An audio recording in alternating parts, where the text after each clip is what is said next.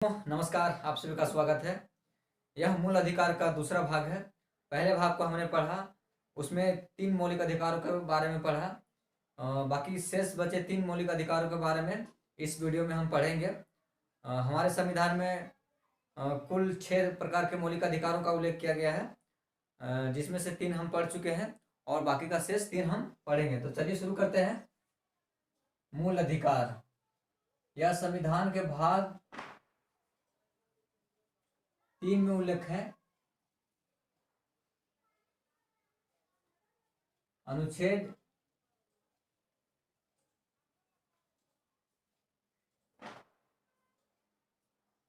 12 से लेकर के 35 में दर्ज किया गया है हमारे संविधान में मूल अधिकारों को।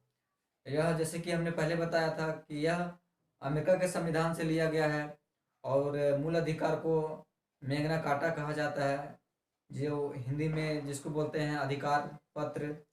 मूल अधिकारों के बारे में हम 3 पढ़ चुके हैं। तीन पढ़ने के बाद 3 और शेष बचे हुए हैं जो इस वीडियो में हम पढ़ेंगे। 3 के बाद चौथा जो हमारा होगा वह होगा धार्मिक स्वतंत्रता का अधिकार।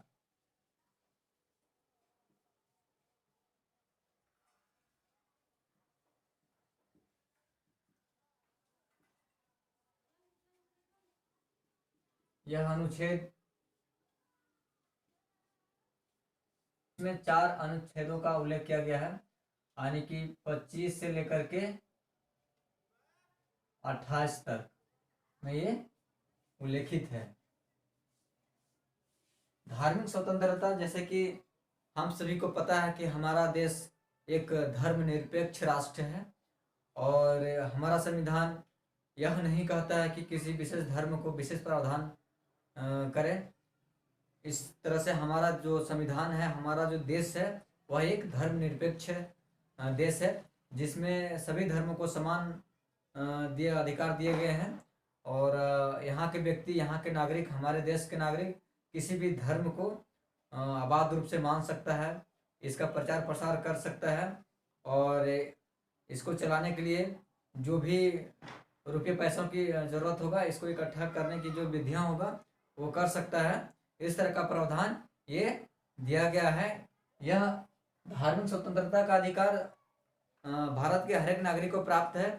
इसमें 4 प्रकार के अनुच्छेदों का उल्लेख किया गया है, 25, 26, 27, 28। तो चलिए शुरू करते हैं कि पहले सर 25 में क्या दिया गया है। अनुच्छेद 25,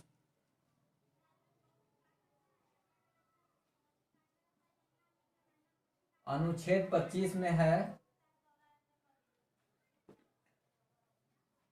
इसमें कहता है कि कोई भी व्यक्ति, कोई भी नागरिक अपने अंतःकरण के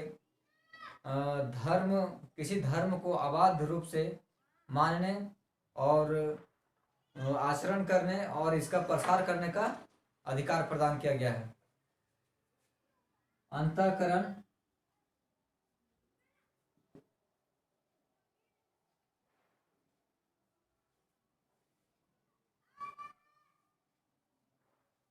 धर्म अबाध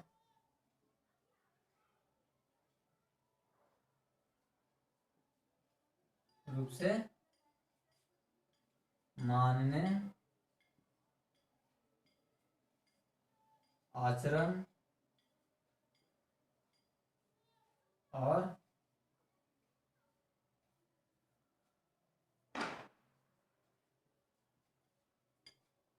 प्रसार करने की स्वतंत्रता।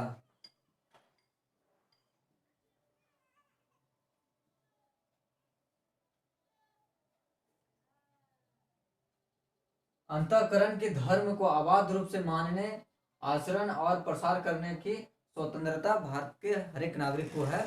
यह आर्टिकल 25 कहता है कि अपने मन से, अपने दिल से किसी भी धर्म को मान सकता है और उसका आचरण कर सकता है और उसको प्रसार कर सकता है। यह आर्टिकल 25 कहता है। 26 और रूप में याद रखेंगे कि आर्टिकल 25 में क्या हम कह सकते हैं कि धर्म को मानने, आचरण करने और प्रसार करने की स्वतंत्रता। यानी हम धर्म को कैसे किस तरह से मान सकते हैं, प्रचार कर सकते हैं या प्रसार कर सकते हैं, इस तरह का इसमें आर्टिकल 25 का आता है। आर्टिकल 26 यह कहता है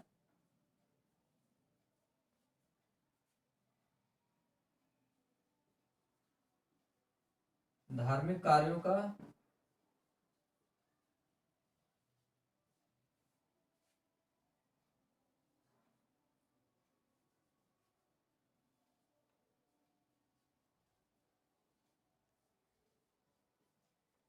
प्रबंध का स्वतंत्रता।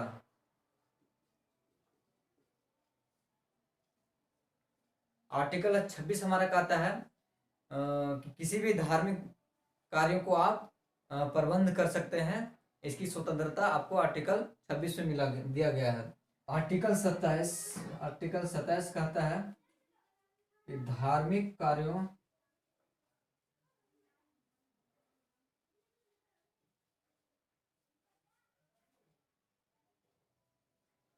कार्यों के लिए करों, ये मेन पॉइंट है, करों के समुदाय से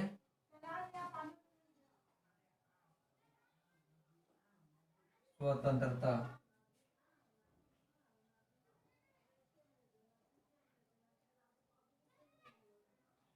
आर्टिकल 27 हमारा कहता है कि आप जो भी धार्मिक कार्य का प्रबंध करेंगे और उसके लिए जो भी पैसों की व्यवस्था करेंगे या फिर किसी तरह से उसके अर्जन करेंगे, उसको चलाने के लिए पैसों का अर्जन करेंगे, तो उसमें सरकार द्वारा कर नहीं लगाया जाएगा। इस तरह का आर्टिकल हमारा 27 कहता है कि आपको धार्मिक कार्यों के प्रबंध करने में, उसे चलाने में, उसे आयोजित करने में जो भी आप पैसा अर्जन करेंगे उस पर आपको कर नहीं लगेगा। और इस तरह का सरकार कर नहीं लगा सकता है जोर जबरदस्ती। इस तरह का अधिकार दिया गया है आर्टिकल 27 में। और एक बात ध्यान देने वाली है कि कर नहीं लगाया जाएगा सरकार के द्वारा, लेकिन शुल्क लगाया जाएगा।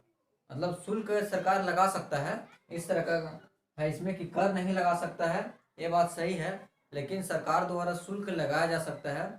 क्यों लगाया जा सकता है, इसका भी रीजन है। क्योंकि इसलिए लगाया जाता है ताकि आपको सुरक्षा प्रदान करे और बेहतर सुविधा प्रदान करे। इस दृष्टि से शुल्क लगाया जाता है। कर नहीं लगाया जाता है, शुल्क आपको लगाया जा सकता है सरकारों द्वारा। सरकार धार्मिक कार्यों के प्रबंध में जो आप प्रबंध करने के लिए जो पैसे को अर्जन करेंगे उस पर शुल्क लगा सकता है, कर नहीं लगा सकता है। तो इस तरह से जैसे कि होता है तीर्थ यात्रा पे लोग जाते हैं, उस पे कर ना लगा करके उस पे शुल्क लगाया जाता है और सरकार उसका सुरक्षा प्रदान करता है और बेहतर सुविधा प्रदान करता है। तो सुरक्षा प्रदान करने के लिए और बेहतर सुरक्षा देने के लिए और बेहतर सुविधा देने के लिए सरकार शुल्क लगाता है और लगा सकता है, लेकिन कर नहीं लगा सकता है। इस तरह का आर्टिकल हमारा 27 का आता है। तो 27 के बाद आर्टिकल 28 है, उसको देखते हैं 28 में क्या उल्लेख है और किस तरह का हम सभी को स्वतंत्रता 28 में दिया गया है। 28 आर्टिकल के तहत इसको हम देखेंगे। 28 आर्टिकल 28 में उल्लेखित है कि धार्मिक शिक्षा में उपस्थित होने से संबंधित है। धार्मिक शिक्षा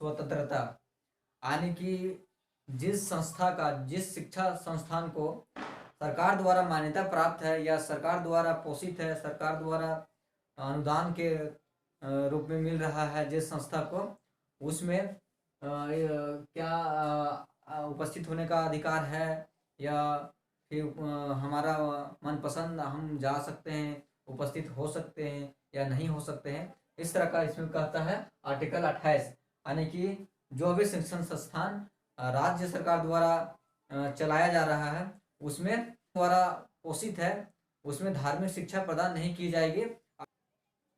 अनुच्छेद 28 में प्रावधान किया गया है, यानी कि धार्मिक शिक्षा में जो भी धार्मिक शिक्षा होगा उसमें उपस्थित होने के संबंधित है। धार्मिक शिक्षण संस्थान हो गया, उसमें उपस्थित होने से संबंधित है।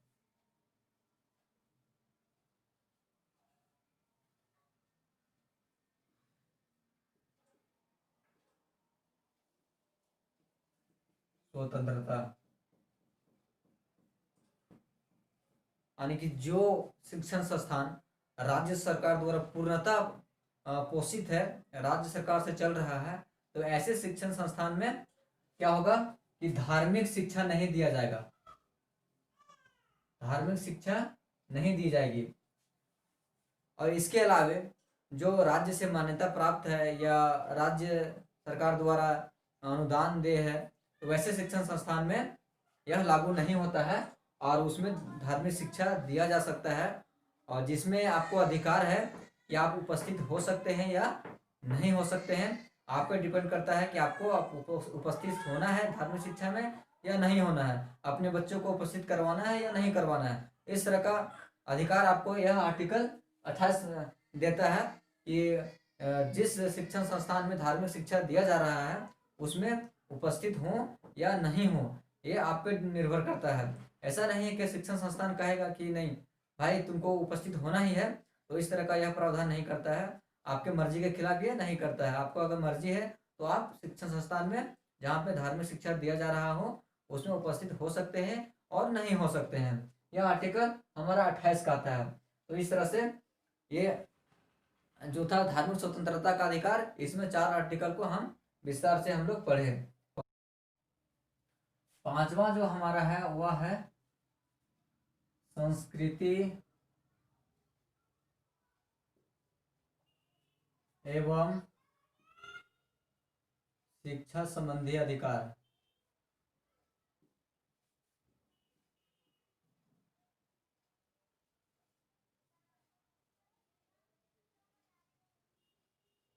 आर्टिकल 29 एवं 30, 2 प्रकार का आर्टिकल है इसमें, 2 तरह के 2 ही आर्टिकल है। भाग 3 में मूल अधिकार का उल्लेख था, ये पहले हम लोग ने जाना। इसमें 2 तरह का आर्टिकल है, यह मुख्य रूप से अल्पसंख्यक वर्गों के लिए है।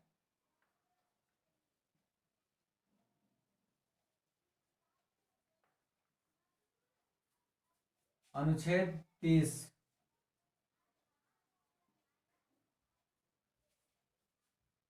सॉरी अनुच्छेद 29 में क्या उल्लेख है?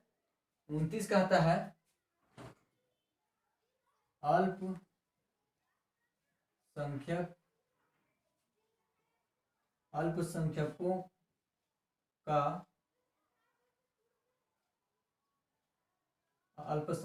का हितों की संरक्षण।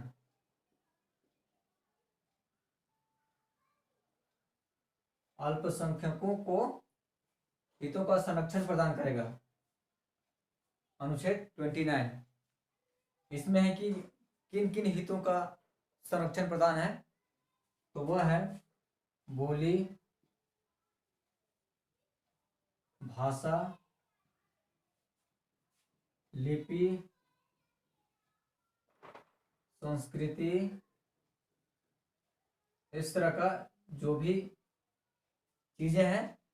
इसमें आर्टिकल 29 कहता है कि बोली, भाषा, लिपि, संस्कृति, ये सब जो होगा वह अल्पसंख्यकों का अधिकार होगा कि इसको सुरक्षित रख सकते हैं। बोली को, भाषा को, लिपि को, संस्कृति को सुरक्षित रख सकते हैं और इसको मान सकते हैं, लिख सकते हैं, बोल सकते हैं। इस तरह का आर्टिकल हमारा 29 कहता है।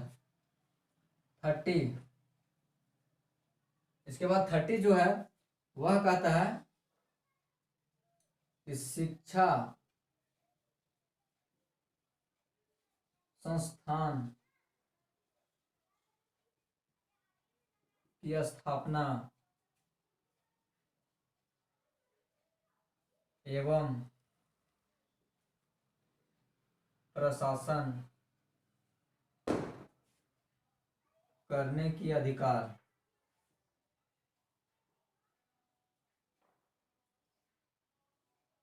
आर्टिकल 30 कहता है कि अल्पसंख्यक वर्गों को यह अधिकार है, अल्पसंख्यक वर्गों को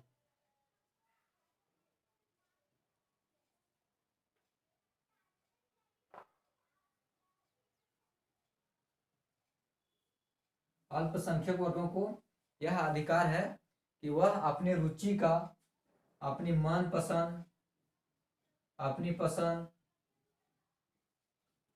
पसंद हो गया, रुचि हो गया, के आधार पे वह शिक्षण संस्थान की स्थापना कर सकता है और वह उसका प्रशासन भी कर सकता है, उसका नियंत्रण भी कर सकता है।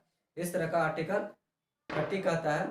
और साथ ही सरकार जो है वह अनुदान देने में किसी भी प्रकार का विभेद नहीं करेगा, अनुदान प्रदान करेगा। तो इस तरह से आर्टिकल 29 हमारा कहा कि अल्पसंख्यकों को हितों की संरक्षण प्रदान है, जैसे बोली की हित हो गया या भाषा, लिपि, धर्म, इन सभी को क्या है कि आर्टिकल 29 द्वारा सुरक्षा प्रदान किया गया है और यह अधिकार दिया गया है कि इनको सुरक्षित रखे अल्पसंख्यक वर्ग। और 30 जो है वह कहता है कि अपनी पसंद की, अपनी मनपसंद शिक्षण संस्थान की स्थापना कर सकता है और जिसमें राज्य सरकार जो है वह किसी प्रकार अनुदान देने से विभेद नहीं करेगा। इस तरह से हमारा 5वां जो था वह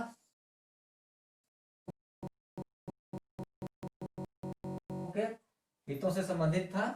और अगला जो है और आखिरी है हमारा वह है छठा। छठा में है, यह सभी लोगों के लिए है और मुख्य रूप से संवैधानिक उपचारों का अधिकार,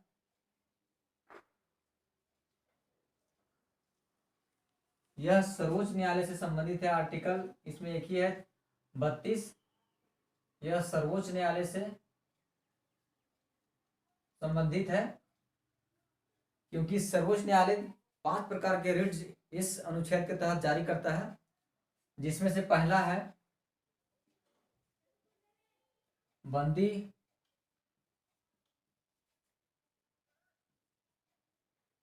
प्रत्यक्षीकरण, दूसरा परमादेश,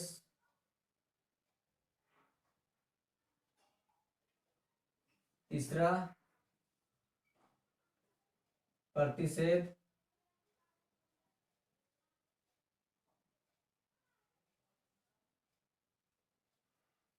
और चौथा जो है वह है उत्प्रेषण। 5वां हमारा है वह है अधिकार परीक्षा लेख।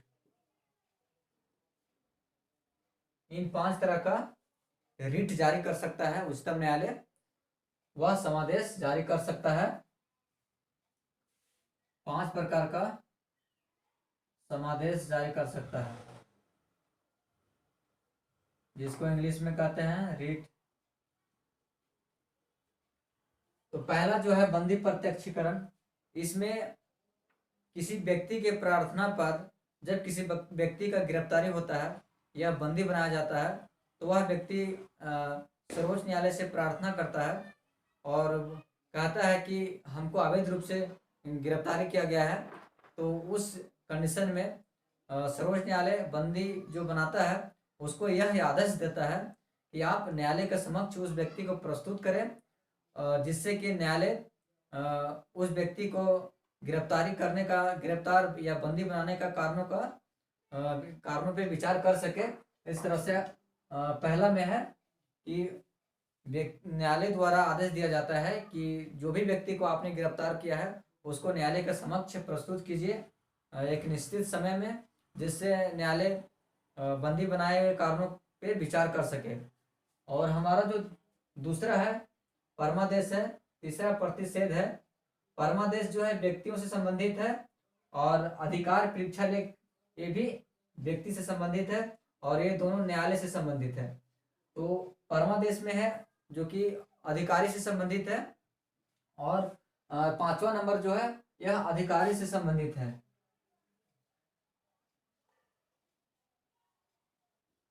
अधिकारी से संबंधित है। इस प्रकार ये दोनों को एक साथ पढ़ें, एक साथ जानते हैं और इस दोनों को एक साथ जानते हैं क्योंकि मिलते जुलते हैं। तो दूसरा नंबर जो है परमादेश में, उसमें जब कोई अधिकारी अपना कर्तव्य को पालन नहीं करता है और उस स्थिति में सर्वोच्च न्यायालय जो है वह आदेश देता है कि अपने कर्तव्यों को आप पालन करें। इसका यह परम आदेश है कि आप इसका कर्तव्यों को, जिस कर्तव्य को आप पालन नहीं कर रहे हैं उसको पालन करें, और तब जाकर के वह व्यक्ति अपने कर्तव्यों को पालन करता है। और पांचवा जो है अधिकार परीक्षा लेख में है, इसमें है जब कोई व्यक्ति कोई पदाधिकारी के या अधिकारी के रूप में कार्य करने लगता है तो कानून नहीं कहता है, यानी कि वह अधिकार उसको नहीं है, जिस काम को वह कर रहा है व्यक्ति वह अधिकार उसको नहीं प्रदान किया गया है और वह उस काम को करता है, तो उस कंडीशन में न्यायालय उसको कहता है कि आप किस अधिकार से आप इस कार्य को कर रहे हैं, इस तरह का यह आदेश देता है न्यायालय। और उसके बाद तीसरा जो हमारा है प्रतिषेध और चौथा जो है उत्प्रेषण। प्रतिषेध है कि सर्वोच्च न्यायालय द्वारा आदेश जारी किया जाता है, उच्चतम न्यायालय और निम्न न्यायालय या अधीनस्थ न्यायालय, जिला न्यायालय जो भी होता है, इनको आदेश देता है कि जो भी आप जिस पे फैसला कर रहे हैं कि आप जिस मामले को सुनवाई कर रहे हैं या जिस पे कार्रवाई कर रहे हैं वह आप लोगों के अंडर नहीं है या सर्वोच्च न्यायालय के अंडर है, तो उनको सर्वोच्च न्यायालय आप भेजें, ना कि अपने यहाँ उस पर कार्रवाई करें। जो भी न्यायालय है या सर्वोच्च न्यायालय के अधीन उच्च न्यायालय है या निम्न न्यायालय है या अधीनस्थ न्यायालय या जिला न्यायालय है, इन सभी को आदेश दिया जाता है और वह तब जा करके वह अपने न्यायालय में कार्रवाई ना करके उस मामले को फॉरवर्ड करके सर्वोच्च न्यायालय भेज देते हैं। यह परमादेश में हो गया। उत्प्रेषण में है कि इसमें यह कहा जाता है न्यायालय द्वारा कि जो भी आप अपने अंडर फैसला, उसके यहाँ जो भी लंबित मामला है उसको वहाँ फैसला ना करके वो सर्वोच्च न्यायालय को फॉरवर्ड करे और वह उत्प्रेषण के तहत उच्चतम न्यायालय के आदेश पे उसको फॉरवर्ड कर देता है उच्च न्यायालय या सर्वोच्च न्यायालय। तो ये दोनों निम्न न्यायालय, उच्च न्यायालय और उसके अधीन जो होता है जिला न्यायालय या निम्न न्यायालय, इन सभी के बारे में है। और ये दोनों जो हमारा है प्रतिषेध और अधिकार परीक्षा यह पदाधिकारी से संबंधित है। और पहला जो है यह किसी व्यक्ति से प्रार्थना पे सर्वोच्च न्यायालय द्वारा जारी किया जाता है। तो इस तरह प्रकार से आप याद कर सकते हैं। पहला जो है वह किसी व्यक्ति से के प्रार्थना पर उच्चतम न्यायालय द्वारा आदेश दिया जाता है और दूसरा जो है वह न्यायालय से संबंधित है, जिसमें सर्वोच्च न्यायालय, उच्च न्यायालय और निम्न न्यायालय या अधीनस्थ न्यायालय को आदेश देता है कि इस मामले पे सुनवाई आप ना करें, इस मामले पे कार्रवाई ना करें क्योंकि आपके अधिकार क्षेत्र से बाहर है, यह हमारे अधिकार क्षेत्र में है। तो परमादेश में यह है। उत्प्रेषण कहता है कि निम्न न्यायालय में जो भी मुकदमा लंबित है उसको आप फॉरवर्ड कर दें। और प्रतिषेध में कहता है कि कोई अधिकारी अपने कर्तव्यों का पालन ना करता है तो उस पर आदेश दिया जाता है और कर्तव्यों का पालन कराया जाता है। और जो हमारा पांचवा है अधिकार परीक्षा लेख, उसमें कहा जाता है कि जब कोई व्यक्ति कोई पदाधिकारी के समान कार्य करने लगता है जिसमें कि उसको यह अधिकार प्रदान नहीं होता है वह, तो उस कंडीशन में उसको पूछा जाता है उच्चतम न्यायालय द्वारा कि आप किस राइट से, किस अधिकार से आप इस कार्य को कर रहे हैं। तो ये हमारा मूल अधिकार हुआ, जिसमें से हम 6 तरह के मूल अधिकारों के बारे में पढ़े।